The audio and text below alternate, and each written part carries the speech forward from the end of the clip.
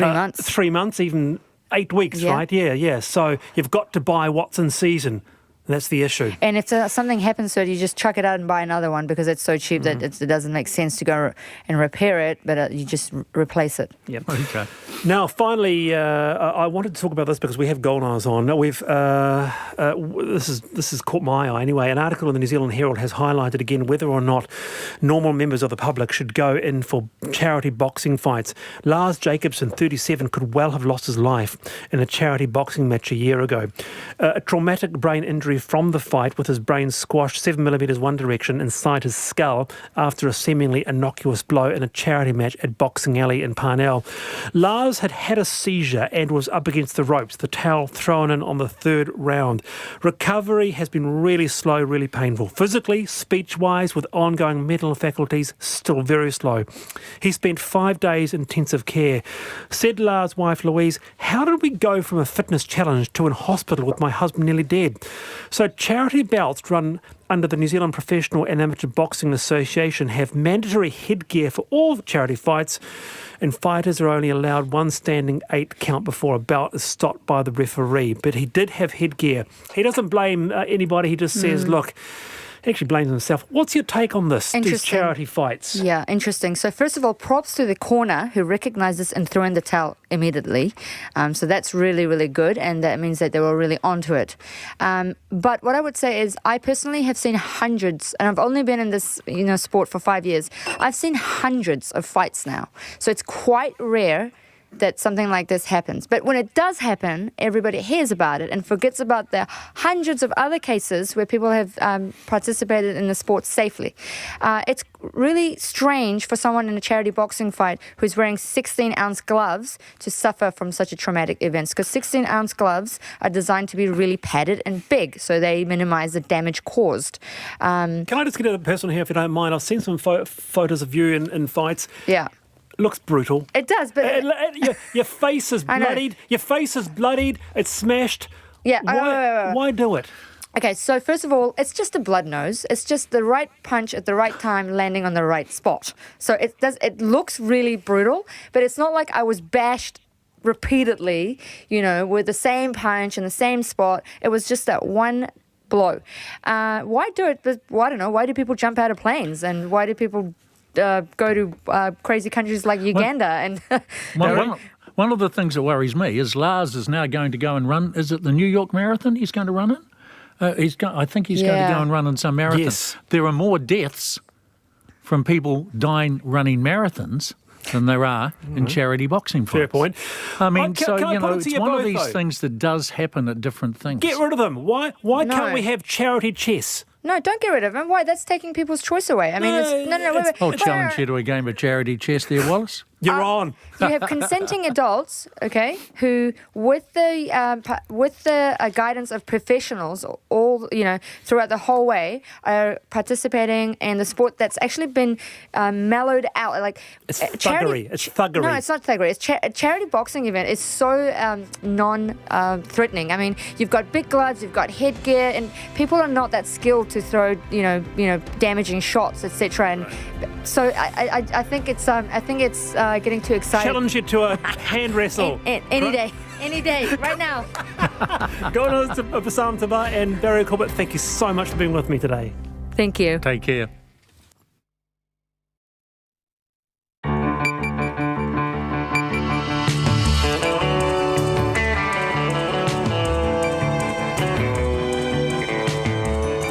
Te whakarongo mai koe ki te reo irirangi o Aotearoa. This is Checkpoint on RNZ National. I'm Lisa Owen. Tonight it was supposed to be a rescue mission, but instead a Northland couple is killed in a fiery plane crash in the Philippines. Measles cases in Auckland top 800. Is it time to start shutting down concerts, sports matches and public gatherings? A sexual offender or a young man caught up in a political storm? That's the question put to the jury in a case stemming from a Labour youth camp. Whale is back on the menu as Japanese ships head out for the controversial killing season, and Hurricane Dorian rips through the Bahamas en route to the US. And the student pilot forced to make an emergency landing after his instructor lost consciousness mid-lesson. RNZ News at 5. Kia ora ko Susana Leata tēnei. The Ministry of Health predicts the measles outbreak in Auckland will peak in 2 weeks. There have been 963 confirmed cases of measles nationally since the current outbreak began in March, 804 of them in Auckland. The vast majority of those were either unvaccinated, did not have their second vaccination, or were unsure of their vaccination history.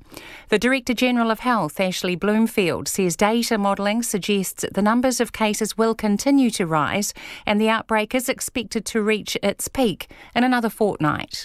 And then to peak and drop away. It's very important that we therefore keep focusing on immunising children and that 15 to 29 year age group in the Auckland region in particular, and particularly in South Auckland, to stop the current outbreak. Ashley Bloomfield says he wants to make it clear that Auckland is the only place experiencing an outbreak and it is mostly focused in South Auckland. Health officials are considering whether pharmacists should be allowed to give the MMR vaccinations. National says letting pharmacists vaccinate would help curtail the measles outbreak in Auckland. It says pharmacists are accessible for people who are transient, not registered with a GP, or otherwise have difficulty getting health care. The Prime Minister Jacinda Ardern says the Ministry of Health has been asked to look into it. But she says there are a few hurdles to overcome, such as pharmacists not being able to access the National Immunisation Register. But actually, we need to ask the question, are people unable to currently access immunisation? I mean, it's free, it's available through their GP. We're also putting in community clinics and people into schools. And so we're actively addressing access issues. So the question is, are pharmacists needed in addition to that? The Prime Minister, Jacinda Ardern. A friend of the Northland couple killed in a plane crash in the Philippines says they were a joy. New Zealanders Tom and Irma Carr were among those who died in the crash in Columbus City. The couple from Ruakaka near Whangarei were on holiday. 9 people died in the fiery crash, including the pilot, first officer, a doctor, 2 nurses and the Carrs. Marilyn Cox, a friend of Mrs. Carr, says the couple were involved in farming. Well, I knew Irma fairly well, and she'd always come and give me a hug whenever I met up with her at the supermarket or the school or something. She was a beautiful woman, really beautiful. Mr. Carr was a patient on board a Medivac flight yesterday and his wife was accompanying him when the Beechcraft aircraft hit the Agoho resort in Columbus City. Hurricane Dorian is battering northern parts of the Bahamas with ferocious wind and rain, with officials describing the situation as life-threatening. The Category 5 storm, with sustained winds of almost 300 kilometres an hour, crashed ashore as the strongest storm on record to hit the low-lying island chain. The Abaco Islands and Grand Bahama are the hardest hit. Video on local media sites showed major destruction, with roofs torn off homes, boats capsized and parts of the Abaco Islands underwater. The storm is expected to move slowly towards the US mainland, where coastal residents from Florida to North Carolina have been evacuated. The Prime Minister has ruled out any work being progressed on water allocation ahead of next year's election. A Waitangi Tribunal report says farmers are given special priority for water allocation over Māori and calls for a new scheme allocating water to iwi, hapu and Māori landowners. But the Environment Minister David Parker won't be taking any reports around water allocation to Cabinet before the election. Jacinda Ardern says water quality is the focus, and that has been a significant piece of work. On Thursday, Mr Parker will announce how the government plans to improve water quality across rivers, lakes and wetlands. The Crown has told a jury the man accused of assaulting 4 teenagers at a Labour Party youth camp last year was very drunk at the time. The 21-year-old, who has interim name suppression, is on trial in the Auckland District Court this week. He has denied all 5 assault charges. Crown Prosecutor David Johnstone said about 50 young people were at the camp in Karangahake Gorge last February. He said a group of people got drunk on the Saturday night, and the defendant was drunker than everyone else. Inappropriate behaviour by young New Zealanders at parties, it's not really unusual. But Mr.'s behaviour on this particular Saturday night became not just inappropriate, but also unacceptable. The defendant's lawyer, Emma Priest, said the allegations were either exaggerated or didn't happen at all. The trial continues tomorrow. The Wellington City Council says it has considered the Wellington railway station at risk in an earthquake since 2014. Today, Kiwi Rail announced the building is earthquake prone and has put up notices alerting people to the fact. The council's Chief Resilience Officer, Mike Mendonça, says notices should have been up before now. It's coming up to 5:05. Novak Djokovic's US Tennis Open title defence has come to a halt, with the Serb retiring injured from his fourth-round match against Switzerland's Stan Wawrinka. Wawrinka won both the opening sets and was up 2-1 in the third when Djokovic, the world number one, decided he could not continue and walked off the Arthur Ashe Stadium court to a chorus of boos. The shoulder issue flared up earlier this week and nearly saw Djokovic knocked out in the second round, but he seemed to have recovered by the following match when he won in straight sets to reach the last 16. The All Blacks prop Atu Moli concedes it will be an emotional occasion should he get to play against Tonga in Hamilton this weekend. It's the All Blacks' final test ahead of the World Cup, and the 24-year-old Moli, who is of Tongan descent, overcame a potentially career-ending leg injury last year to beat veteran Owen Franks and make the World Cup squad. It'll be awesome. I've got a few cousins and a few mates on the other side, on the Tongan team, so it'll be cool to come up against them, and then I just know the Red Sea will be there. My family's really texting me now. I'm like, I don't even know if I'm playing. So Dad will invite the whole church in. And I think all my pay is going to go on tickets. Atu Moli. And the New Zealand driver Scott Dixon's IndyCar title hopes are all but over after his car's battery died during the penultimate race of the season in Portland. Dixon was leading when he lost power, eventually finishing 16th. That's the news. Traffic headaches. That truck has ended up rolling and spilling debris across 4 lanes, and it's also caught fire. Trouble in youth justice. We play with fire and risk suicide when we put vulnerable children into adult police cells in solitary confinement. Tricky landings. The instructor has passed out in flight. We have a saying in aviation, any landing you can walk away from is a good landing. Well, he had a great landing because there was nothing wrong with the airplane. Take off with Morning Reports, weekdays from 6 on air and online. Then on 9 to noon, why YouTube stars, married couple Bria Cam and Chrissy Chambers are suing the platform for discrimination. And after 10, Linda Burgess, award-winning writer that's simply known for many years as the wife of an All Black. Join me, Lynn Freeman, and for Catherine Ryan on 9 to noon after Morning Report on RNZ National. Now the short forecast from Met Service to midnight tomorrow. Northland to Waikato, also Coromandel Peninsula and Western Bay of Plenty. Cloudy periods with a few showers tonight. Rain with heavy falls spreading south tomorrow morning. Waitomo to Manawatu and Eastern Bay of Plenty to Wairarapa, including Central High Country. Fine spells, isolated showers tonight. Occasional rain spreading south tomorrow afternoon and evening. Horowhenua to Wellington, fine with high cloud at times.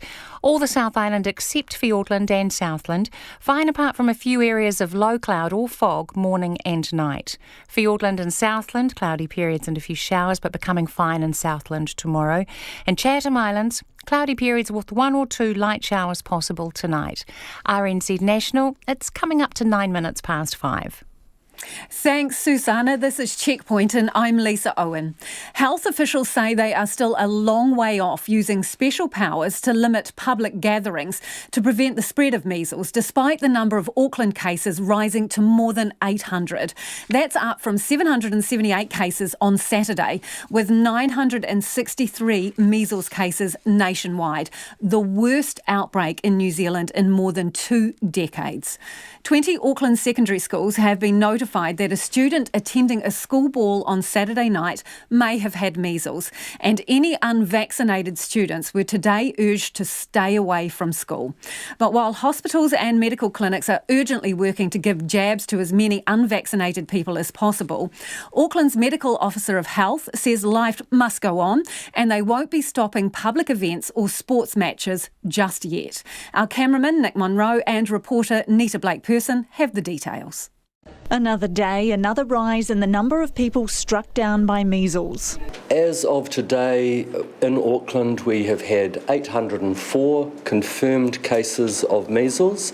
That's an increase of 26 from the number on Saturday. And so that's increasing at a constant rate of around 18 to 19 a day, which we've been seeing for the last couple of weeks. Auckland Regional Medical Officer of Health Dr William Ranger today stressing the urgent need for anyone not yet immunised to get their jab immediately. Measles is a preventable disease. It is preventable by vaccination. Vaccination is safe. Among those being told to get immunised are students at more than 20 Auckland colleges who were at a St Peter's ball on Saturday night, which was attended by a student from another school who may have measles. St Peter's College Principal James Bentley asked parents to keep their sons at home during the contagious period from the 9th to the 16th of September if they have not been vaccinated. But Dr Ranger says they do not yet have a laboratory confirmation that the student who attended the ball had measles, and he's not requesting unvaccinated students stay home. It's a suspected case. It hasn't been confirmed as yet. We would get the blood test result back. I think the schools have been proactive in terms of giving their families a heads up, and that's possibly been misinterpreted. There have been more than 50 schools with confirmed cases in the Auckland region this year. But despite the highly contagious nature of the illness, Dr Ranger says special orders which would allow him to shut down public gatherings are not yet necessary. In terms of giving orders, using legislative powers to instruct events not to take place, I think we are very far from that. This is a large-scale outbreak in Auckland, and it needs to be taken seriously. But life goes on. And he's confident the tide will turn. With good immunisation outreach, with the message getting out about vaccination, there's every chance that in Auckland the rate of increase will slow and we will reach a plateau, and then we'll be on the downside of it. I can't predict when that's going to be. The answer lies with people who are not vaccinated getting vaccinated. Carmel Ellis of Counties Manukau DHB says it's proving difficult to know how many people that involves. With the National Immunisation Register, we've got really good data for those younger than 14 years. If we look at our 2-year-old information as well as our 4-year-old, we're well into the 90s, so we know we've got good coverage there. For those kids older, we don't have a centralised register that captures that information, which is why this is a bit of the unknown. That information is either held by parents or within primary care. So we find it really difficult to figure out how many people we need to immunise or how many people aren't fully immunised to have a target. For parents out in Auckland's Mount Albert today, immunisations were a no-brainer. No, it was always going to be the case. Always get most of the population immunised and protect everybody. I think so. We agree to get our kids to immunizated. Yeah, I think it's safer. She's too young to get vaccine at the moment, but also we can't stay inside all the time as well, so yeah. Just got to take the risk. Yeah, basically. Dr Ranger says parents must not delay getting children vaccinated at 12 months and 4 years, and to make sure older children are vaccinated now if they have missed out. In Auckland for Checkpoint, Cornita Blakeperson, Aho. Keen on your feedback on that story. You can text us on 2101 or you could tweet us at Checkpoint RNZ. Have you checked whether you've had your vaccinations or whether you are immune? There is an immunity gap. If you're born after 1969 in particular, have you checked up? Are you taking it seriously? Do let us know your thoughts. You can email us at checkpoint@rnz.co.nz. And if you were listening to that story, don't forget you can go back and see it online. A young man who claims he was assaulted at a Labour Party youth camp last year has told a jury it screwed up his life. A 21-year-old man who has name suppression has gone on trial at the Auckland District Court, accused of assaulting 4 teenagers at the summer camp. He has denied all 5 indecent assault charges. Katie Scotcher is following the case and filed this report. In his opening address, Crown Prosecutor David Johnston said about 50 young people were at the Young Labour camp in Karangahake Gorge near Waihi last February. The camp was running through the weekend, and Mr Johnston told the jury people had travelled from across the country to be there. On the Saturday night, he said a group of people got drunk after a quiz. He said the defendant was drunker than everyone else. Inappropriate behaviour by young New Zealanders at parties, particularly when the young person concerned happens to be staying away from family and in the company of other young people, it's not really unusual. But Mr behaviour on this particular Saturday night became not just inappropriate, but also unacceptable. He said his behaviour went beyond a young man saying and doing silly things. On separate occasions during the night, firstly put his hand down the front of the pants of two young men, grabbing their genitals. To the second young man, he did it twice. One of the complainants, who couldn't be recorded or named for legal reasons, said the defendant was clearly drunk that night. He said the accused was very touchy and shoved his hands down his pants and squeezed his genitals before being shoved away. He said the alleged offending had screwed up his life for a bit and it wasn't something he wanted to remember. David Johnston told the jury the accused then went on to assault a young woman. A few moments later, he kissed and licked his way up the neck of a young woman to her face. He needed to be shoved off. After that, Mr Johnston said people tried to put the defendant to bed multiple times. During one of those occasions, he announced to the young woman who were trying to help settle him down that he couldn't wait to take both of them back to his car, and using the words of one of those women, he groped her, using both hands to touch her breasts and bottom outside her clothing. Mr Johnston told the jury the accused apologised for his behaviour the next morning, but couldn't remember much from the night. In a brief address, the man's lawyer, Emma Priest, said her client was not a sexual offender. This was a party. There is no criminal offending here. There may have been some drunken antics, as you might expect at a party, but there is no criminal offending here at all. Ms Priest said the allegations against her client were either exaggerated or didn't happen at all.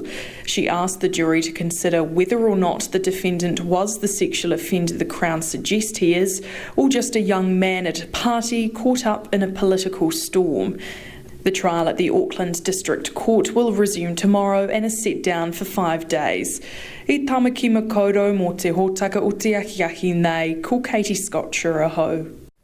It's almost 18 minutes past 5 and you're with Checkpoint on RNZ National. The boss of the agency set out to ensure Māori get the same chance of surviving cancer as Pākehā doesn't know if that's achievable within the 10-year timeframe the government set. Māori are 20% more likely to get cancer and nearly twice as likely to die from it than non-Māori. And one of the main goals of the new agency is to achieve equity in cancer care and outcomes. It will be based within the Ministry of Health, despite various interest groups lobbying for a standalone agency. But the agency head will report directly to the Health Minister. Otago University public health physician and cancer epidemiologist Professor Diana Safati is the interim director of the agency. I asked her whether Māori will be prioritised in order to achieve equity. There might be some instances where there are some programs which are particularly pro-equity. So if you were looking at two programs, for example, that were both highly beneficial, but one was very strongly pro-equity, that one would be prioritised. So an example might be, for example, and this is not, there is absolutely no decisions made about this at all, but as an example, we know that Māori have much higher rates of stomach cancer, and that's due to high prevalence of H. pylori infection, which is an infection that children tend to get. So there may be a place for screening for H. pylori in some populations and treating that to reduce future risk of stomach cancer. So that would be a very pro-equity intervention. So prioritising Māori for screening in certain instances? Well, in that instance, it may be that it would be only cost effective for Māori and Pacific children, for example, because the prevalence of H. pylori infection is so much higher in those populations. I suppose what I'm asking in a way is that those people who seem to have better outcomes and greater access, say urban, wealthier Pākehā, for example, can they expect outcomes for them to plateau or drop off in a public health system as we readjust to a more equitable system? Do you know what? My view on that is if we focus on equity, if we look at all elements of the system and have a very pro-equity approach, what that really means that we're doing is we're identifying gaps in the system and we're filling them. We're making the system better. It'll become pro-equity, but it's likely to become better for everybody. So my expectation would be the system will improve for everybody and we will be closing gaps. So it's an and. The thing is, though, obviously you can only spend $1 once, and if you look at some of the statistics, they're pretty scary. By 2040, predicted, 52,000 people diagnosed with cancer, 144 a day, almost twice what it is at the moment. Yeah, at a certain point, you run out of money, don't you? Or you just have a certain pool of money and you have to ration it. And this is exactly why you need a really clear leadership and a structured approach and a planned approach to cancer. That's one of the key things that we're facing. We've got population growth and population ageing, so there's doubling of cancer in the next 20 years. So we need to be very deliberate in how we invest in cancer. Prevention is key. Obviously, it's better to stop people getting cancer. Nobody wants to be diagnosed with cancer, so that's a really key element. But also being very thoughtful about how we invest and where we invest so that we are getting the best bang for our buck. So how much of that spending do you think is going to be redistribution, reprioritising, and the word used in this document was reallocation rather than new resource?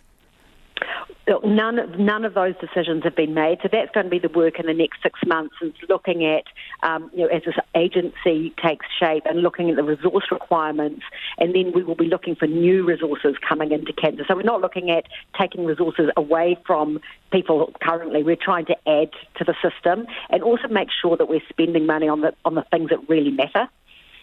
But some money will be shifted away from areas into other priorities, won't it? Because that's the terminology used in this report released, reallocation.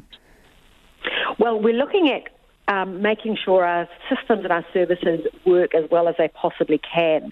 So, for example, it may be that it makes more sense to develop some specialised services for some cancers within New Zealand because you get better outcomes when you concentrate that specialist expertise in one place. But if we do that, we'd also want to make sure we've got services to allow people to get to that one place.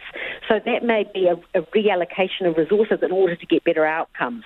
So that might be an example. So again, it's not meaning that people are going to do worse in some areas. It's thinking about what we do and making sure we get the best possible outcomes for people, given that there's always going to be limited resources. I mean, that's always true in health. It's not an infinite pot of money. So thinking really carefully about what we do and aiming for the best possible outcomes for people with cancer in New Zealand.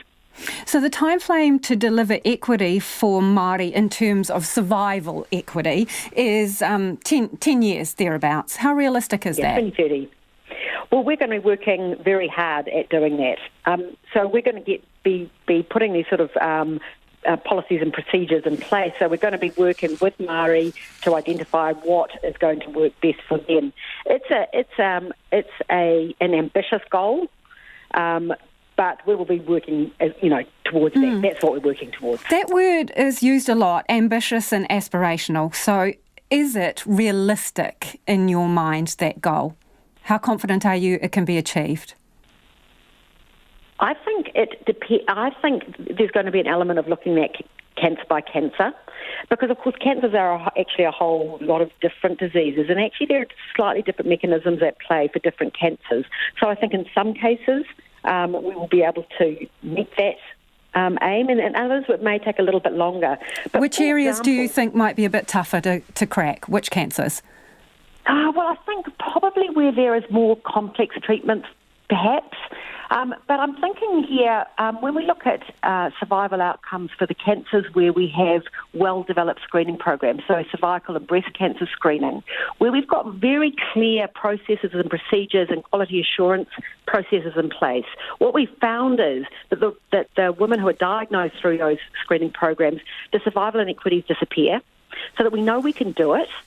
But it does take a lot of effort and it does take a lot of focus and being very clear and having quality indicators and measuring those and holding systems to account. Right, so you're saying that's what we're going to be doing. You're saying that there are some areas that you think that is achievable in terms of the equity for Māori, some cancers, but other cancers might be a tougher ask to get to that goal within 10 years. Yeah, and that's and I don't want to talk about specific cancers because that's going to be part of the work that we're going to have to do. But again, another example is children's cancers. There's no evidence or very little evidence of inequalities and outcomes for children's cancers. And again, they've developed a really good system, which again is very tightly monitored, and they have a lot of processes and procedures in place, which stops gaps opening up.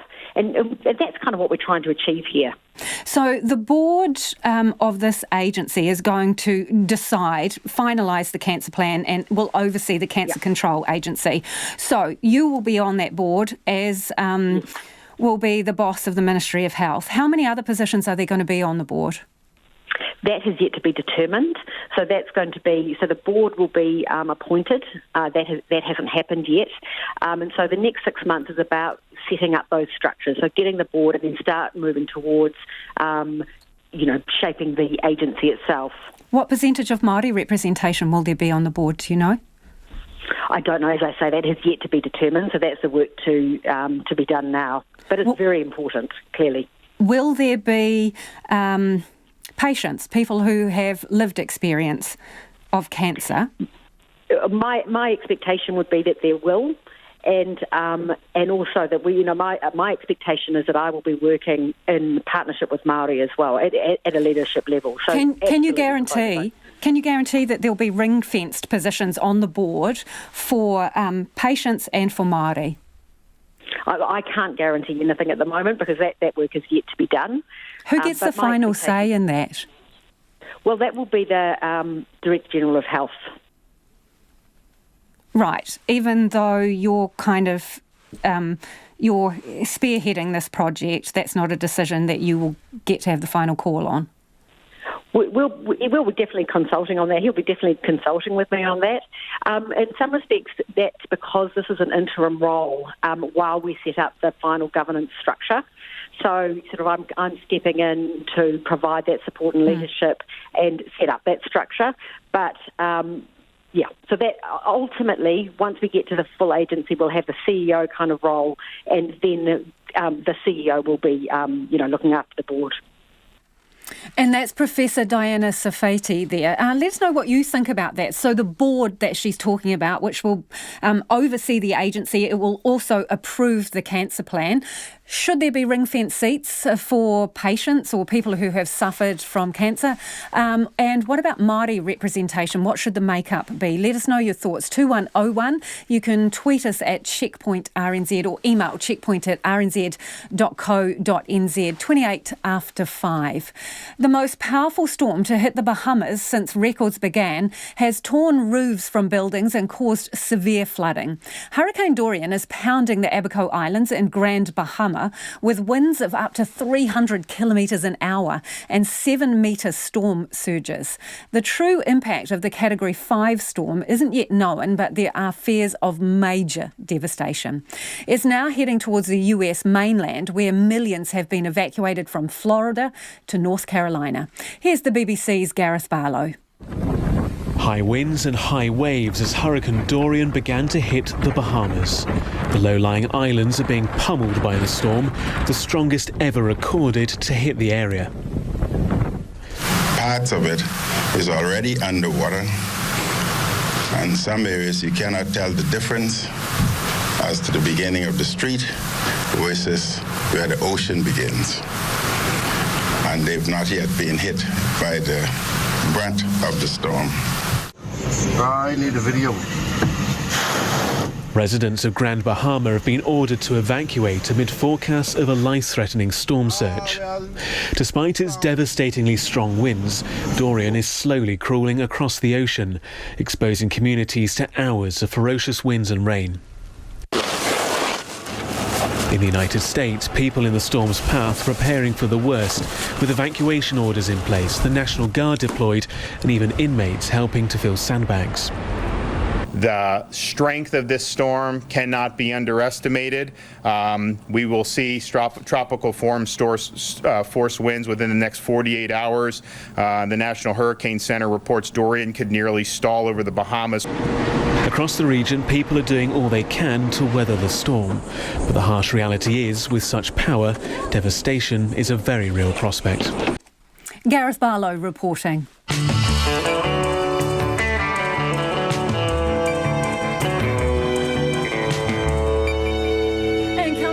Checkpoint on RNZ National, a Northland farmer and his wife die in a fiery plane crash in the Philippines. And we'll have more on the biggest measles outbreak in 2 decades. We would love your feedback on anything you've heard on the program today, so do get in touch. You can text us on 2101, you can tweet us at Checkpoint RNZ, or send us an email, checkpoint@rnz.co.nz. It is time now, though, for the headlines with Susanna. The Health Ministry expects the measles outbreak in Auckland to peak in a fortnight, continuing to climb above the 804 cases now confirmed in the city. Over 2/3 of those cases have been in South Auckland.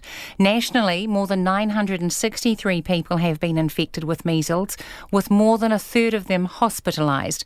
And health officials are considering whether pharmacists should be allowed to give MMR vaccinations.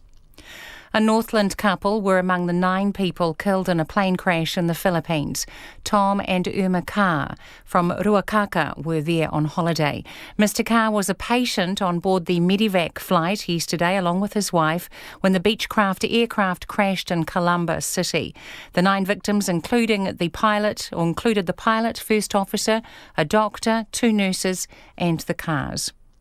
The Prime Minister says the government's plans for improving water quality won't include allocation before next year's election. A Waitangi Tribunal reports it wants a new scheme allocating water to iwi, hapu and Māori landowners, saying farmers are given priority over Māori. But Environment Minister David Parker won't be taking any reports on water allocation to Cabinet, and Jacinda Ardern says water quality has been a significant piece of work. Mr Parker will announce the government's plans for improving water quality in rivers, lakes and wetlands on Thursday. A jury at the Auckland District Court has heard the man accused of assaulting 4 teenagers at a Labour Party youth camp last year was very drunk. The 21-year-old, who has interim name suppression, has denied all 5 indecent assault charges. Crown Prosecutor David Johnstone said the defendant's behaviour at a party on the Saturday night went beyond inappropriate. The defendant's lawyer, Emma Priest, said the allegations were either exaggerated or didn't happen at all. The Bahamas have been hit by the most powerful storm on record, with sustained winds of almost 300 kilometres per hour. Hurricane Dorian, a Category 5 storm, has ripped roofs from buildings, overturned cars and torn down power lines. A life-threatening storm surge is also predicted in places. Those are the latest news headlines from RNZ National. Our next news and weather update is at 6.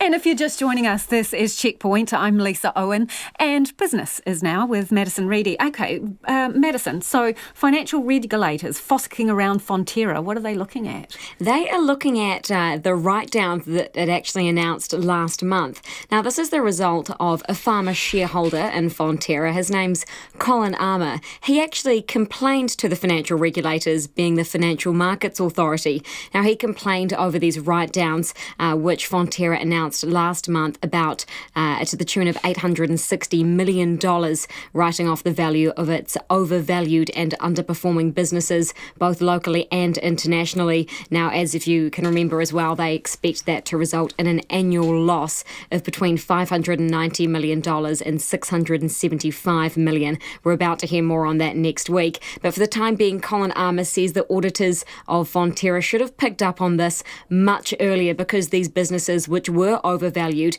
have been underperforming for some time now. Now, he says he actually raised this issue with Fonterra, both in person and via email, a number of times, and he's also calling out the Shareholders' Council, which is supposed to be the body of shareholders which looks over Fonterra's management and its board. He has called them, quote, inept, and he actually says that he wants that to be reformed. Now, the Financial Markets Authority has said that it is engaging with Fonterra about this, and it's asked Fonterra for more information about how it came to decide on the value of these write-downs, and it's also passed these concerns on to the Chartered Accountants of Australia and New Zealand organisation, which is basically the frontline regulator of audit firms in this country. Now, Fonterra has responded here too. Now, they say that this expected annual loss as a result of the write-downs is just an estimate based off their own decisions here, and it is yet to be audited. So we're about to find out their full year audited financial result next week.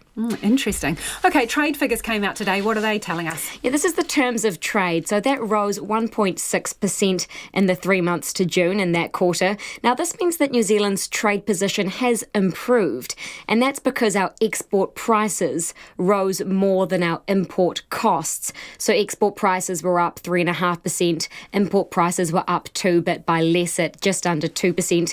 Now, that means that we can afford to buy more imports for our export earnings, basically more bang for our buck here. And this is actually the strongest that New Zealand's trade position has been in close to 40 years. It's mostly because the price of both dairy and meat that we earn overseas has risen. But of course, the currency has also played its part here as well. The weaker, softer New Zealand dollar that we're seeing at the moment means that exporters are earning more on the products that they're selling overseas. Yeah, speaking about that dollar, let's do a quick whip around the markets. What have you got for us? That dollar is buying at 63.1 US cents, 93.8 to the Australian, and 51.9 British pence. The NZX Top 50 Index, that closed up 0.4% tonight. That's a rise of 43 points to close at exactly 10,800 points tonight. Thanks, Madison. Madison Reedy with our business update. Let's head to Australia now for a remarkable story. A trainee pilot in Australia thought his instructor was messing with him when he collapsed during their maiden lesson, forcing the novice flyer to land the Cessna 152 solo. Max Sylvester called air traffic control for help after his Kiwi-born instructor lost consciousness during their flight over Jandakot Airport in Western Australia. Now, his wife and 3 children were watching on as he came in to land, along with the flight school owner, Chuck McElwee. Well, there's an old adage, anytime you make a landing and you can walk away from it, that's a good landing. If you can use the plane again, it's a fabulous landing. And he made a fabulous landing. Utterly amazing. Take us through it. So he's up in the plane. How far through the lesson were they? They were coming back from the lesson, and we have entry points into the airport, and he had just passed the entry point, and his instructor passed out. And he thought the instructor was just messing with him, but he soon realized that was not the case. And so he proceeded to the airport and told people what to do. I mean, if you've heard the live ATC, he starts saying he's got an emergency. And anyway, the tower comes to the party, and they do their tower thing, and they get extra calm, and they get all the distractions out of the area. And your job right now is just keep focusing on that aircraft as best you can. Secondary to that is just to keep his head upright and his body upright in the seat. But we're going to get you on the ground very soon and get both of you guys on the ground safely. And I sent an instructor up to back up the tower if they had any other questions. And anyway, it just all worked together. Well, that's the understatement of the century, Chuck. Hey, we need more feel-good stories like this. Well, so in the control room, you say that, the air traffic controller went all calm. I mean, that person was as cool as a cucumber. So what were they doing? Visualising the inside of the plane? How do you give someone instructions who's never landed a plane before? Well, this Jandakot out here, the airport we're at, is like the busiest one, has been the busiest airport in the Southern Hemisphere. This is a major training base, and these guys are used to these kind of events. Okay, and I mean, they don't have people landing, but they're used to student pilots. So they know that when things start turning bad, somebody has to remain calm, and they did. They did really well. And what about Max, the trainee pilot? What about him? How was he doing through all of this? He was a bit excited in the beginning, but he settled right down, and you know, I guess it was like having a voice on the radio is like having somebody sitting next to you. And all the time he was remaining calm because he knew that the guy that was with him needed to get on the ground too. How long did it take to get him on the ground from the point where he contacts the tower and says, well, we've got a problem here? Probably about 45 minutes, a little more than that.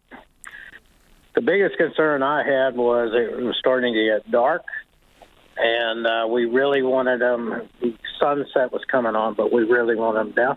But they got him down not just in time, but they got him down in the daylight, and everything happened the way it was supposed to. The emergency services came out and took care of him.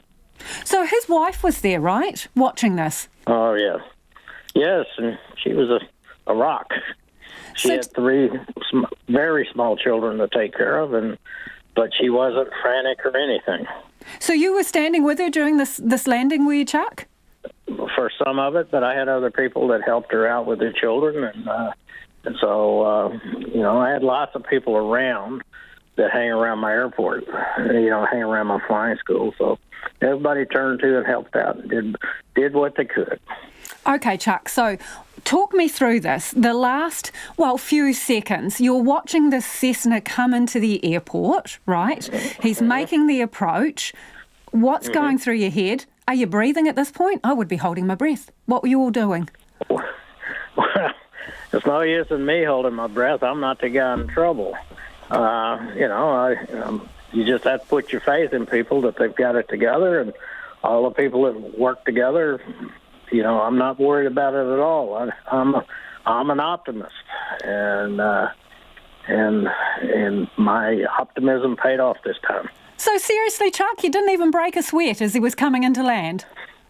Well, nothing was going to happen to me. Of course, I've been around flying for over 50 years, so you know, I've seen 1 or 2 bad things in my time, but this wasn't the worst, and it could have been bad, but it didn't. It turned out just right this time.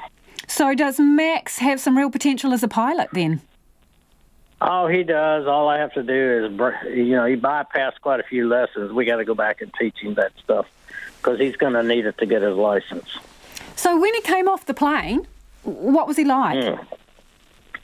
Well, they just pulled the plane off into the taxiway, and they brought him in here. But when he got into the building, I told him to go kiss his wife, say he's okay, and then come back and do the paperwork. And then, you know, he was just hyperactive. He's on an adrenaline high, which is what you would expect from somebody from this situation. But he handled it well, and the only thing I told him I didn't want him to do was drive his car home. So why is that, Chuck? Wife came and got him. Well, it's just like any other thing. If you're on an adrenaline high, and as you come down, you can crash. And I don't mean crash like that, but you just collapse. So that's really what I was worried about, and I told her not to let him drive a car until he was calm and she could see it in him. And so that's what happened. You don't think he was put off coming back for another lesson? Nah. I reckon he'll be here within the next few days. You think so? Yes, I do. Hey, it's going to be hard to keep him out of the air now. We gave him a first solo certificate after this. Straight afterwards, you just give him the certificate? Well, we had to. He was by himself for the most part. Well, it seems like an A1 landing. What was the top piece of advice do you think this guy, Max, was given? The most important thing? Just take your time. We'll get you down. Do what we tell you, and we'll get you down. So did you have a bit of not a practice run with him in that 45 minutes, but was he talked through doing a few things and had a go at doing a few things before he came around for the landing? Well, they brought him around for 5 or 6 close to the ground approaches, just flying down the runway so he could get used to what he was going to see. And really being close to the ground just before you land kind of can put some people off when they first start. But they had him practice enough that he was comfortable when it did happen. Incredible. Now tell us about the instructor. How's he doing? Well, he's all right, but we haven't been given any medical prognosis yet. But all I know is they're still doing all the various diagnoses that they have to do. He's still in the hospital, but he's a Kiwi, he's 38 years old. He did a career change from IT to aviation, and he just started with us about a month ago. I hope this Kiwi boy is okay. And that is the flight school owner, Chuck McElwee, self-described optimist there. Cool piece of information if you're ever in a situation where you have to land a plane on your own, take your time, says Chuck. I am fascinated by this story. I really love to hear from a pilot or someone who flies a similar plane to this Cessna. How hard or easy would that have been to land the plane? The guy's had, about an hour's lesson and then a bit of on-the-job training for 45 minutes before he has to touch down. I really want to know. So can you please get in touch? Text me on 2101. Tweet us at Checkpoint RNZ or email checkpoint@rnz.co.nz. How difficult would that have been? Pretty hard, I reckon. Anyway, let's go to Hong Kong now. Hong Kong Airport has again been the scene of anti-government protests in the city, with travellers having to run a gauntlet of demonstrators or walk several kilometres to the terminal. Now in their 13th week, pro-democracy campaigners targeted the airport, along with access roads and railway stations, causing major disruptions for tens of thousands of incoming and outgoing passengers. The ABC's Eliza Borrello was there. The Tung Chung subway station near the international airport was the stage for the most dramatic protests. CCTV cameras were smashed and turnstiles dismantled. Eventually, police moved in and the station was closed. Earlier, the Hong Kong government shut down the express train line into the airport and the main highway in was blocked, causing headaches for travellers like Jan Raphael from Brisbane. It took 3 hours to get to the other side of the bridge. Our taxi driver said it is a walk, but it's 45 minutes. So we said, no, we'll do it. We're fit enough. So we got our bags and we just took off. Just took off, walked. Yeah. What do you make about the protest movement if you've been here for a few days? We've had no problems with being amongst it. Yeah. I do feel for them. They've had an agreement that was agreed to when Hong Kong went back to China, and now China have broken that. So I can feel for them. It was just unfortunate we got caught up in the airport scuffle. The protesters welcome media interest in their fight for a more democratic Hong Kong, less controlled by China. But not all Hong Kongers are happy with the stories being written. Take Richard, for example. I don't understand why the media, always on one side, never tell the true story why the protester, why they have a right to rip off our freedom as citizens, of Hong Kong citizens. What's the future of Hong Kong? Hong Kong cannot get independent. They're asking for something. They said the government not responding to them, but they're asking the things that the government we do not accept, and the majority do not accept. Does the British government give them any democracy before they left Hong Kong? Nothing. Police say they arrested more than 70 people on Saturday night, a flashpoint in the 13-week-long protest. The demonstrators say their demands remain clear. They want the Hong Kong government to withdraw a bill that would allow locals to be extradited to China to face trial, an end to police brutality, and a response from Beijing for their calls for free elections. And that was Eliza Borrello there from Hong Kong. Meanwhile, a 2-day general strike is beginning in Hong Kong today. The territory's largest airline, Cathay Pacific, has warned staff they risk being sacked if they take part in today's strike action. University classes are due to resume after a summer break, but students who make up a large part of the protest movement are planning a 2-week boycott. Tory party MPs in Britain have been given a blunt message. Vote in favour of opposition moves to block a no Brexit deal and you'll be suspended from the party and banned from standing in the next general election. The Prime Minister Boris Johnson has vowed to push through Brexit on October 31st with or without a withdrawal agreement with the EU. But a group of cross-party MPs are planning to introduce legislation this week to prevent that happening. With more, here's the BBC's Ian Watson. A week of protests on the streets and a week of rebellion at Westminster lies ahead. Save our democracy! Stop the coup! These protesters want the suspension of Parliament later this month lifted. But MPs will still meet this week, and opposition parties plan to seize control of the parliamentary agenda and pass a law effectively ruling out a no-deal Brexit. But if that happens, this cabinet minister refused repeatedly to say that the government would accept the will of Parliament. We will see what the legislation says when it is put forward. Let's see what the legislation says. You're asking me about a pig in a poke. Let's see what the legislation is. But Michael Gove also expressed the hope that the government would defeat attempts to block no deal. I believe that a majority of MPs in the House of Commons this week will back the Prime Minister because we know that the Prime Minister is making progress with our European friends and allies in attempting to secure a deal. And this could be the reason for Michael Gove's confidence. A procession of government whips going into Chequers, the Prime Minister's country pile. Over lunch, they cooked up a plan to turn up the heat on Boris Johnson's critics. Tonight, the gloves are off, not just in a battle between Boris Johnson and the opposition, but between the Prime Minister and Conservative rebels, some of them recently cabinet ministers. Government whips, those responsible for party discipline, are tonight ringing around those rebels and delivering a blunt message. If you vote with the opposition to block no deal, you'll be blocked as a candidate for the Conservative Party at the next general election.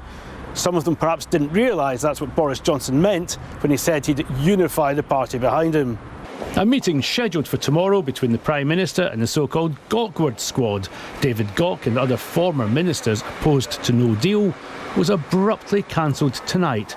Number 10 cited a diary clash, but David Gauke signalled he's likely to rebel. Sometimes there is a point where you have to judge between your own personal interests and the national interest, and the national interest has to come first. But I hope it doesn't come to that, and I hope that cooler and calmer heads will look at this and think that trying to split the Conservative Party in this way is not a sensible way forward. Labour say Boris Johnson could diffuse any row with Parliament if he puts forward his own Brexit plan and gives MPs a say.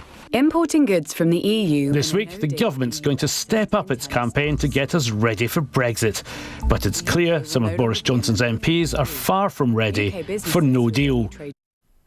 Ian Watson there from Westminster.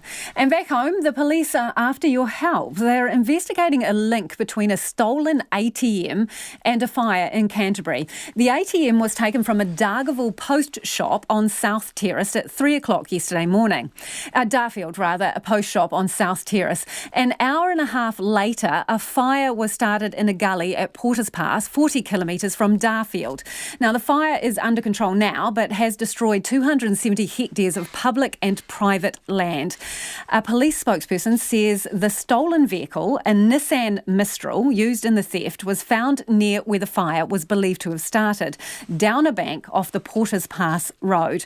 Spokesperson says no money was taken from the ATM, which was dumped. Now, anyone with information is urged to contact police on 03 363 7400, 03 363 7400, or you can also pass information on anonymously via Crime Stoppers, and that's 0800 555 111. So that anonymous Crime Stoppers number, 0800 555 111. A court has been told that police were not aware of any threats to two far-right Canadian speakers, despite Auckland Council banning them from speaking at a council venue because of safety concerns. Lauren Southern and Stefan Molyneux cancelled their event after the council-controlled regional facilities, Auckland, barred them from using ratepayer-funded venues. Members of the Free Speech Coalition, David Cumin and Dunedin mayoral candidate Malcolm Moncrieff-Spittle, are challenging the decisions in the High Court in Auckland. Matthew Tunison was there. The group is seeking a judicial review of the decision to prevent the alt-right speakers holding their event at the Bruce Mason Centre. It had initially launched a legal challenge in light of comments by Auckland Mayor Phil Goff indicating the ban was politically motivated. It was subsequently revealed that the council's decision was due to safety concerns and the court action ceased. But the group is now trying to establish if there was a risk. The applicant's lawyer, Jack Hodder, is questioning why the council had such concerns when the police did not, and he says the decision to ban the pair undermines the freedoms essential to a liberal democracy. In our perception of the case, Your Honour, it's both interesting and important. It raises the question of freedoms that have, in our submission, a long history in the common law and are now recognised and affirmed in statute. Most importantly, freedom of thought and expression, association, assembly, and they are essential to a democratic constitution. The Queen's Counsel echoed the words of the Free Speech Coalition, referring to the decision as the thugs' veto. He told the court the decision to cancel the venue hire agreement was indeed dictated by Phil Goff, prompting Justice Jargos to intervene. There's a degree of confusion created by, in particular, the Radio New Zealand Morning Report interview. On my reading, the Mayor said 6 times that he'd made the decision to deny a venue to the speakers. And it may well be that he thought he did. And if that contributed in any way, whether consciously or unconsciously, then that intervention, we say, was inappropriate. The rest of the submission on pages... It can't be wrong for him to have had a view. He's obliged to be the leader of the council and its various entities. The lawyer acting for the council, Mr Goff, and Regional Facilities Auckland, or RFAL, Catherine Anderson, told the court that she'd prove it wasn't the mayor who made the decision. She says the respondents wish to emphasise that the safety and security concerns related to a particular venue on a particular day. But the more fundamental point is it's not a question of a ban on a speaker. It's not that a different venue was asked for on a different day. It is a very limited infringement. The public gallery was full for most of the day, including with other Free Speech Coalition members Jordan Williams and Don Brash. The hearing continues. In Auckland, call Matthew Tunison, 10A. The German president has asked for Poland's forgiveness at an event marking the 80th anniversary of the invasion, which sparked the Second World War. Frank-Walter Steinmeier was speaking in Wielun, the first Polish town to come under German bombardment. The BBC's Jenny Hill has this report. Sudden, violent. The attacks came from air, land and sea. 80 years ago, Nazi troops stormed in to occupy Poland. An act of aggression which triggered the deadliest conflict in human history. Before dawn this morning, sirens to commemorate the first civilian casualties of the Second World War. German bombers destroyed the town of Wielun. Speaking in Polish, the German president said he was sorry. I bow my head before the victims of the attack on Wielun. I bow my head before the Polish victims of Germany's tyranny, and I ask for forgiveness. In Warsaw, a chance to reflect on the horrors of conflict past. But among the leaders and heads of state, 2 notable absences. Donald Trump cancelled his attendance at short notice, and the Russian leader, Vladimir Putin, wasn't invited. The leaders who came here today came to commemorate not just war, but Europe's hard-won peace. Yet they themselves are deeply divided over the very values upon which post-war Europe is built. There was a sense at times today that the unity those leaders are supposed to represent is in fact rather fragile. And that was the BBC's Jenny Hill there reporting from Poland. Let's get to some of your feedback. Lots of it coming in on the health issues we've been discussing on the programme today, measles and cancer. Let's start with measles. Carol's been in touch to say, I still don't understand why these gatherings can't be cancelled. People can turn up to these gatherings not aware that they have measles. The organisers need to take control and not care who is upset for disturbing their sporting plans. Isn't our health more important? That's in response to now more than 800 cases in the Auckland region of measles, and we're heading towards the 1,000 mark across the country. Benedict has got in touch to say, just had my booster shot 45 minutes ago. Good on you, Benedict. So easy. Phone ahead, book in with a nurse, all over in 30 minutes and no charge. And he says no sign of autism yet. I think that is a tongue-in-cheek reference to the research, the largely discredited bogus research by Andrew Wakefield, who was a doctor who was deregistered for making that link, which has now been utterly disproven. On to cancer here, and listening, this person, Reg, has got in touch to say, listening to Professor Diana Safati, it occurs to me that if she ever wanted a break from the world of healthcare, she would be a very good second-hand car salesperson. Thanks for getting in touch, Reg. And someone else has said, absolutely, there should be ring-fenced board positions for patients on the new cancer agency. The involvement of patients in healthcare systems has been well proven to improve outcomes in other countries. New Zealand's Ministry of Health has an unhealthy fortress mentality that needs to go. RNZ News at 6. Ngā mihi nui ko Susana Lei Atawa tēnei. The number of people infected with measles continues to climb, with more than 800 now confirmed in Auckland. The Auckland Regional Public Health Service says as of this afternoon there have been 804 cases, up from 778 on Saturday. More than two-thirds of Auckland's infections have been in counties Manukau. Nationally, there have been 963 cases, with over a third of those being hospitalised. Auckland's Medical Officer of Health, William Ranger, says more than 50 schools have been affected. Advice to families is know the vaccination status of your child, and if they haven't been immunised with at least one dose of MMR, please go and have that. William Ranger says if people think they're developing measles, it's best to stay away from events such as school balls and sports meetings. An investigation is underway into the cause of a plane crash in the Philippines in which a Northland couple were killed. The pair were on a medevac flight when the light plane plunged to the ground at a resort south of the capital, Manila, yesterday.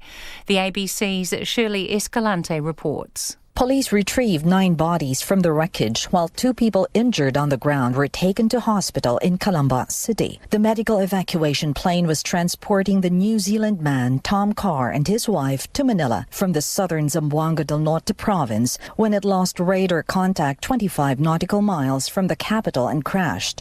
Also killed were 2 pilots, a doctor and 2 nurses. Aviation authorities are looking at engine trouble as the cause of the crash.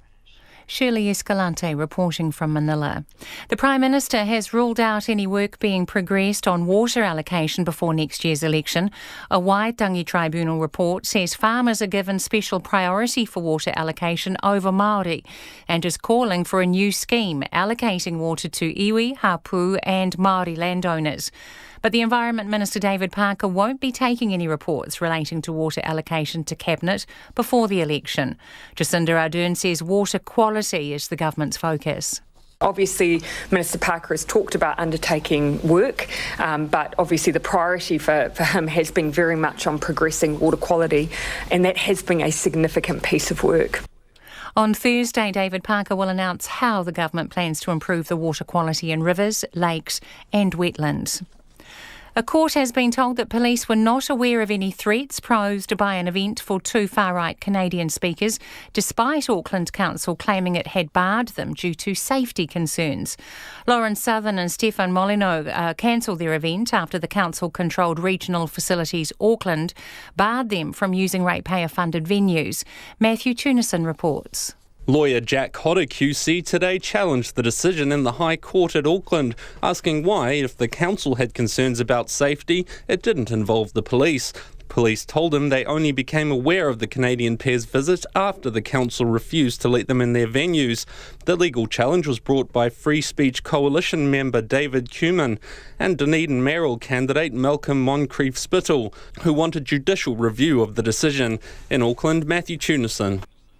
The jury in a High Court trial of a man accused of murder has been told that he watched him die and then patted down his jacket. Falcon Samuels is accused of killing Paul Te Hiko in March 2018. The Crown told the High Court at Wellington that Mr Samuels went with two others to a building known as the Dojo, where Mr Te Hiko lived, to steal a stash of drugs. But after the other two went to leave, Mr Samuels carried on and killed him with a sawn-off shotgun. The defence maintains the Crown's argument is a conspiracy and that the accused is the victim of a cover-up. Tomorrow, Justice Cook will sum up the case for the jury. Low ticket sales may have played a part in the postponement of a military tattoo in Palmerston North, despite the City Council saying it was delayed after the mosque attacks. On March the 20th, 5 days after the shootings, the council said it was inappropriate to go ahead with displays of firearms and explosives. Charlotte Cook reports. The military tattoo was delayed 3 weeks before it was supposed to go ahead in April. Documents show just over 1,500 tickets out of a possible crowd of more than 10,000 had been sold for the Friday night. 2,500 tickets had been sold for Saturday out of more than 12,000. Councillor Alicia Rutherford says she requested ticket sale information after multiple people asked her if the terror attacks were an easy excuse. The council says even if the event had been sold out, it would have been postponed because it wasn't appropriate. This is Charlotte Cook.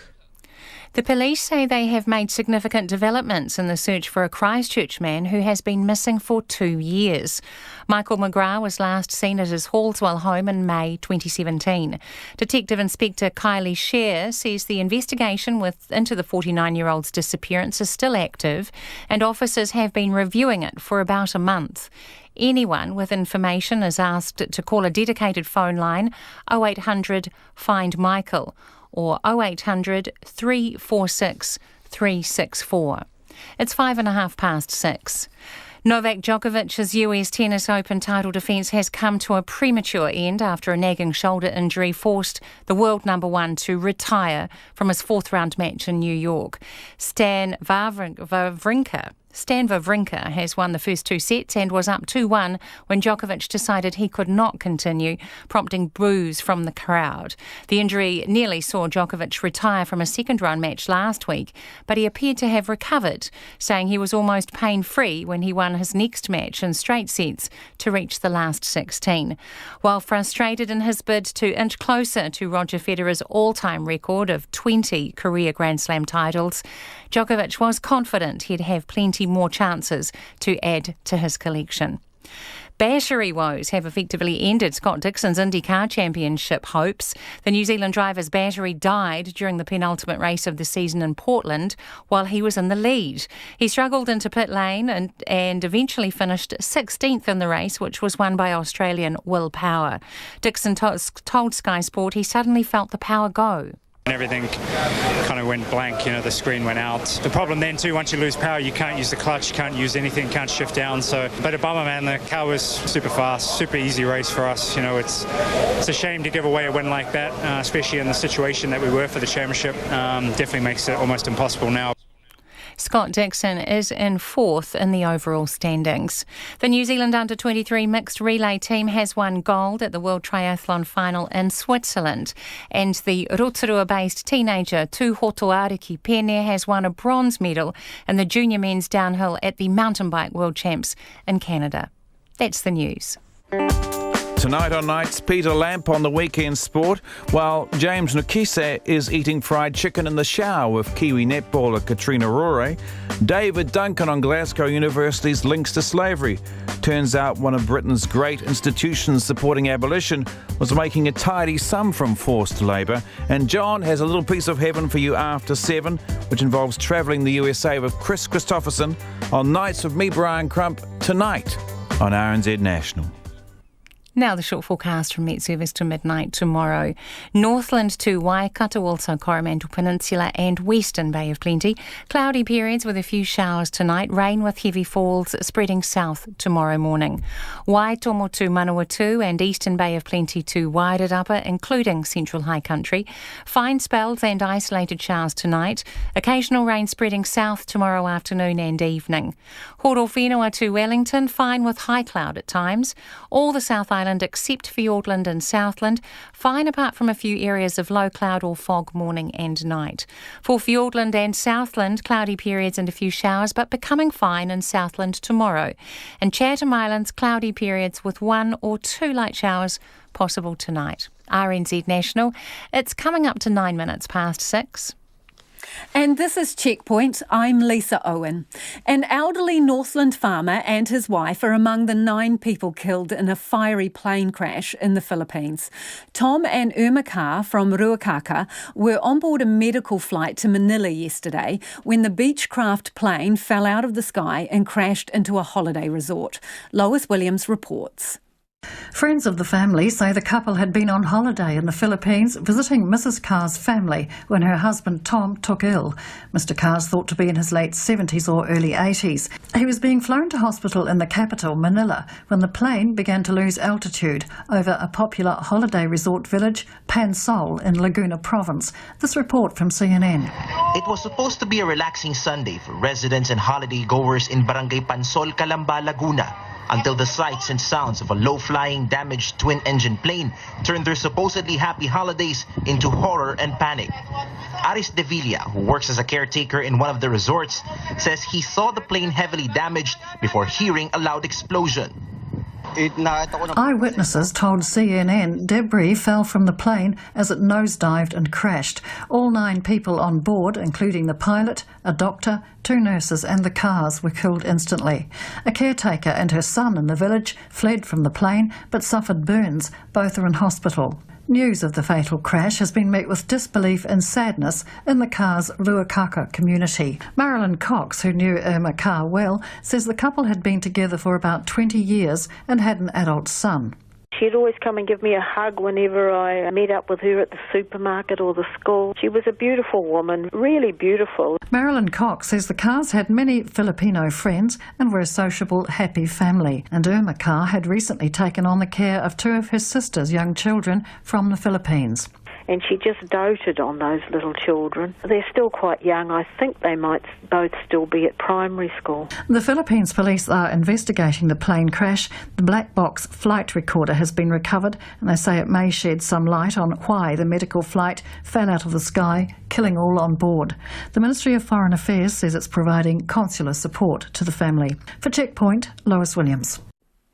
More than 800 people in Auckland have now caught the measles, with more than 50 schools and a similar number of childcare centres experiencing cases this year. More than 20 Auckland secondary schools have been notified that a student attending a school ball on Saturday night may have had the measles. And any unvaccinated students were today being urged to stay away from the college. Free pop-up clinics set up to offer vaccinations without appointments in the city have been kept busy. Amy Williams reports. It's another busy day at Manukau Super Clinic's free vaccination clinic. 15-year-old Teina Ututaonga travelled from Waiuku to receive her jab today and says her lack of immunity to the disease was worrying her and her family. My grandparents had to cancel coming to my birthday because of it, so I was kind of worried about being able to see them while I might catch it, so I wanted to get the vaccination before anything happens. Nationally, there have been over 963 measles cases, with more than a third of patients hospitalised. The Director General of Health, Ashley Bloomfield, attended the Prime Minister's post-cabinet press conference today. He says Auckland's measles outbreak is expected to peak in 2 weeks' time. We didn't model the numbers per se, just the timing of when the peak would be, and the expected timing is in around 2 weeks' time. So we will continue to see these numbers track through for the next fortnight. That's what the model suggests, but that does rely on us alongside that continuing to immunise those groups, in particular the that the Director General has acknowledged we need to make sure are immunised. Dr Bloomfield says the number of measles cases is not at epidemic level yet, and health authorities are focused on the outbreak in Auckland and preventing further cases elsewhere. Auckland Regional Medical Officer of Health, William Ranger, says more than 50 schools and a similar number of childcare centres in the region have had cases of measles this year. He says the best chance of stopping the outbreak is to ensure people are vaccinated. Dr Ranger is asking families to check the immunisation status of their children. If they haven't been immunised with at least one dose of MMR, please go and have that. For public gatherings such as school balls, if you think you're developing measles and the symptoms are red eyes, runny nose, fever, followed by a rash, then it's best to stay away so as not to infect other people. On the front line, nurses are working hard to vaccinate people who walk in the doors of the free clinics. Public health nurse Karen Pearson has been giving free vaccinations at the Manukau Super Clinic and says she gave about 50 jabs before lunchtime today. Ms Pearson says the clinic's welcoming and no appointments are needed. People can help themselves to apples, tea and coffee. We have the people that are waiting for their immunisations on one side, and those that have been vaccinated, they go towards the rear of the room, and the waiting time is 20 minutes after vaccination, just to make sure there's no side effects, which is very rare. Auckland mother C.E. Leilua had her measles jab on Friday and today brought in her son who's due for his routine vaccination at 4 years old. We've got people at church that has the measles, so we thought we better come and get them done. Definitely get it done. It's sore, but it only lasts for like 2 minutes and then you're all good. Yeah. A message that health authorities are hoping more people take on board. In Auckland for Checkpoint, this is Amy Williams. And staying with health, cancer patients are crying out for much more radical change, saying the country's new action plan doesn't go far enough and the funding boost is just a drop in the ocean.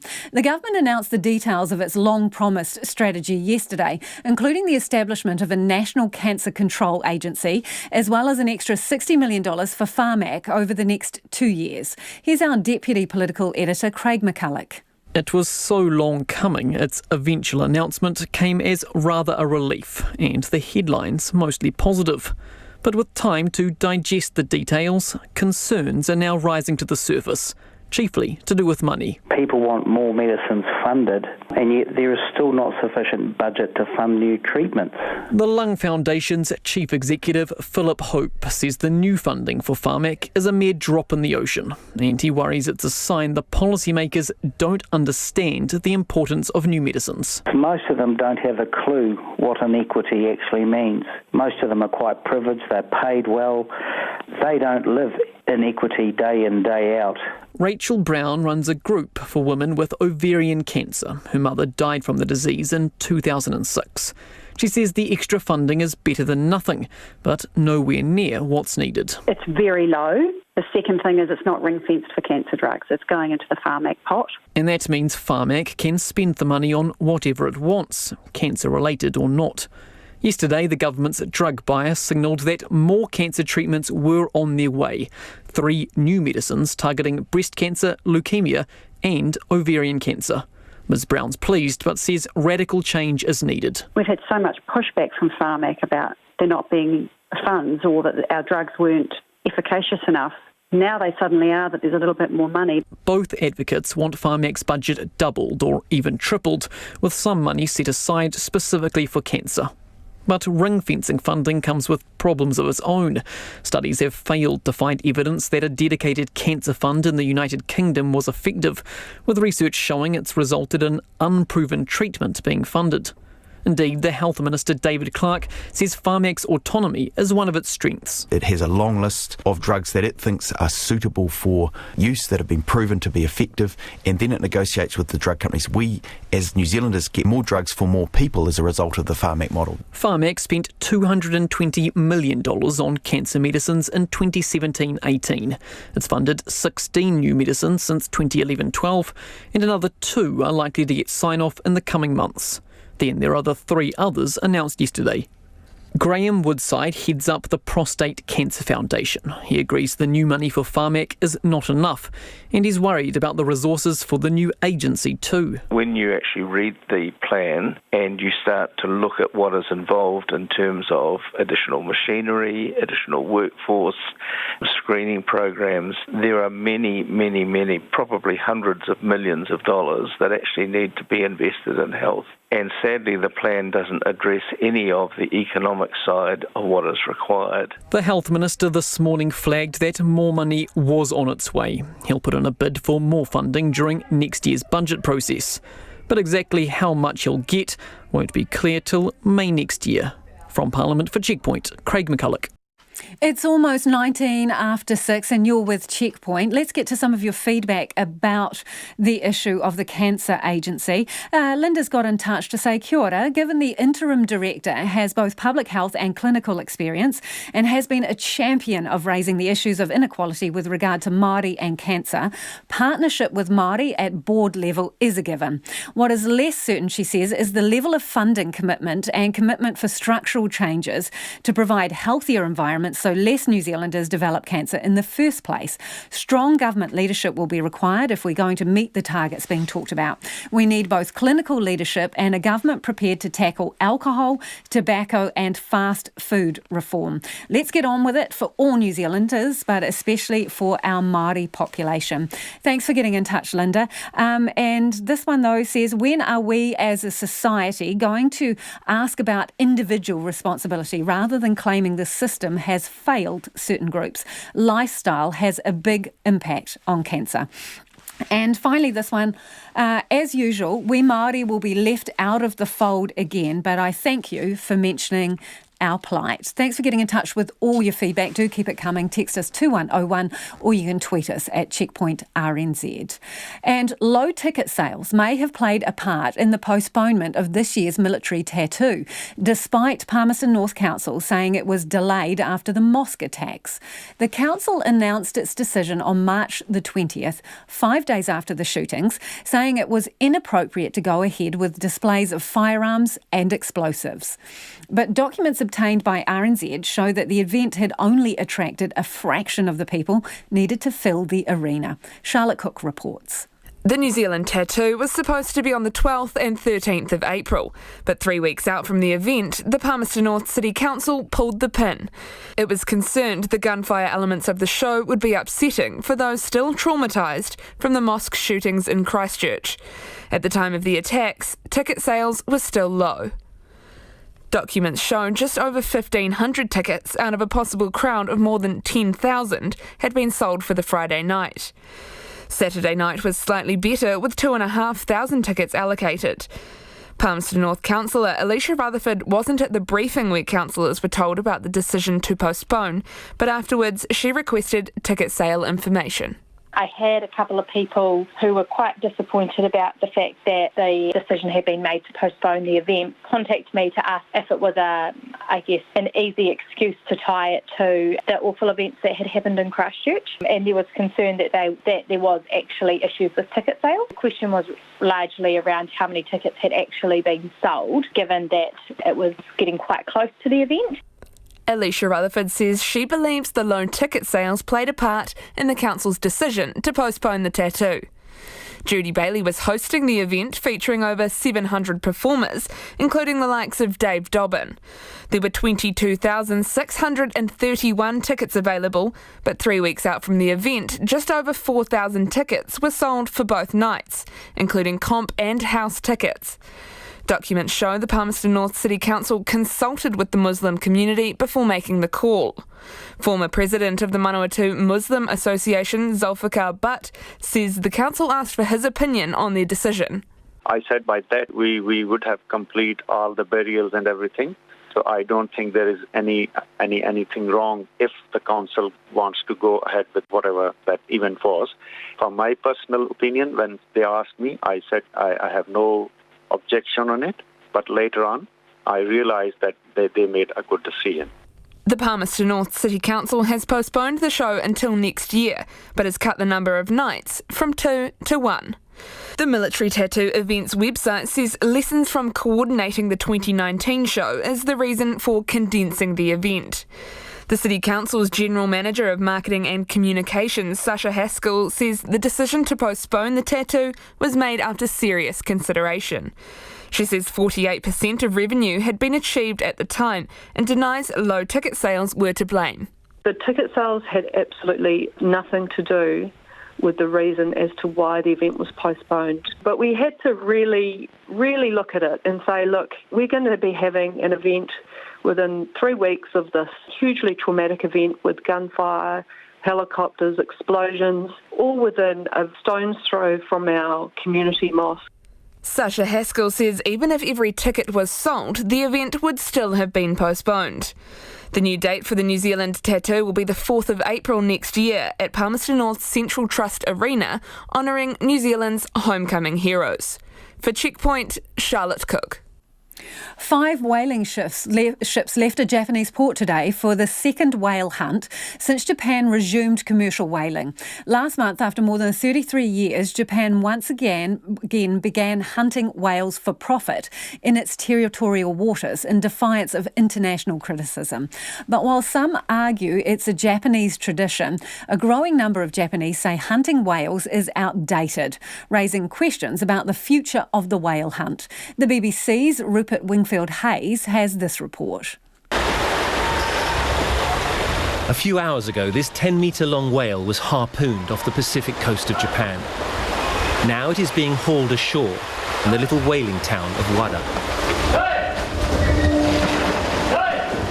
Immediately, a team gets to work butchering the 6-ton animal. The whalers here are delighted that after 33 years, they're finally free to hunt again. Whale meat is our food, which we have ate for the 100 years. And so we regard it as a kind of natural resources, like fish, cod fish, something like that. Whaling is a hugely emotive issue. But here in Japan, many people genuinely do not understand the outside world's obsession with them catching whales. They say they've been doing this for centuries. They do so to eat the meat, and they do so sustainably, and that this is a traditional part of Japanese culture. But it's also true that these people lining up to buy the whale meat are a tiny, ageing minority. This year, Japanese whalers will catch just 227 animals. Even the most ardent whaling supporters say the industry can't make money. No, definitely not. How dare they can make money from 227s? And sooner or later, maybe within 5 years or 10 years, my best guess would be, no more whaling. But there are other ways to make money from whales. 1,000 kilometres south of Tokyo lie the remote Ogasawara Islands.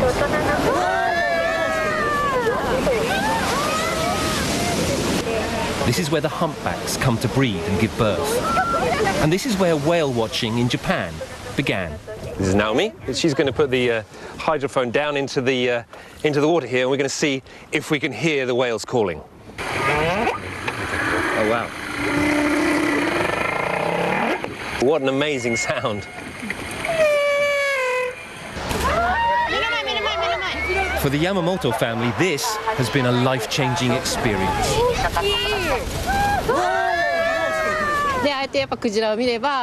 When I saw the whales today, I thought they are so beautiful. So it is very hard for me to even think about catching and eating them. Far to the north, Japan's whaling fleet is setting sail. But here, the whales are safe, and tourists can marvel at these graceful giants of the deep. Rupert Wingfield-Hayes there from Japan. Also, the controversial dolphin hunting season has begun in Japan too, and that's where fishermen herd dolphins into a cove before sealing the area with a net. Now, there's been widespread criticism of that practice, but it isn't subject to international controls. Australia's Great Barrier Reef is in very poor condition because of climate change, overfishing and land clearing, according to a state agency. It's downgraded the reef's status to the lowest level, which could jeopardise its World Heritage status. Francesca Liner reports. The outlook for the Great Barrier Reef is now officially very poor. Its status has been downgraded to the lowest level possible by the Great Barrier Reef Marine Park Authority. Human-induced climate change and overfishing are just two of the reasons why the natural phenomenon is in trouble. But not all hope is lost, says the park's chief scientist, David Wackenfeld. The long-term outlook is very poor. That's largely driven by climate change.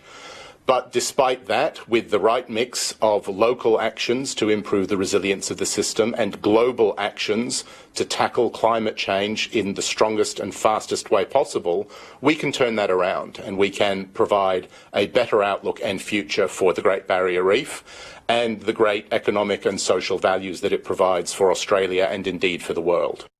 Aside from climate change, the reef has suffered 6 cyclones, 2 major coral bleaching events, and various attacks by the predator crown-of-thorns starfish in the last few years.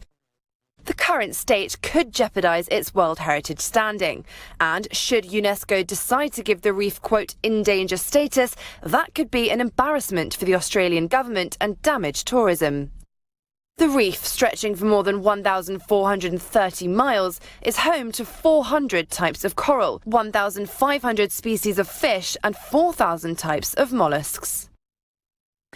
Before you head off for this evening, one last couple of bits of feedback, actually. I put a shout out. This is about the trainee pilot in Australia who was forced to land the Cessna he was getting a lesson in. It was his first lesson. He was forced to land solo, but for an air traffic controller on the radio helping him out with his technique, he managed to land perfectly by all accounts in Jandakot Airport in Western Australia. I asked your pilots out there how difficult that would have been. A couple of you have got in contact. This person says it's all about aptitude. If you have experience with machinery and a good instructor, it can and has been done a few times. And this one, the texter says, on a scale of 8 to 10, 10 being very difficult, it's around the 8 mark. The trick is to get the speed of the plane just right, otherwise the air over the wings can stall and the plane can plummet. Great job and a practical guy.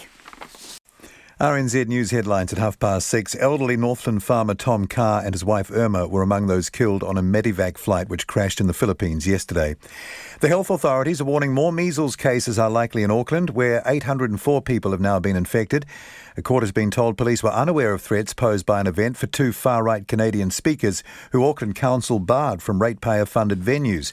And cancer groups are calling for a radical overhaul of the country's approach to cancer and for Pharmac's budget to be tripled, with some ring-fenced for cancer-related drugs. Those are the headlines. Our next news will be at 7. Take the pulse of the day's news every weeknight at 10. There's an outcome that says that children and young people are loved, safe and nurtured. Lately with me, Karen Hayes, your late-night eye on the latest headlines and the people who are making them. The House ultimately controls its own membership.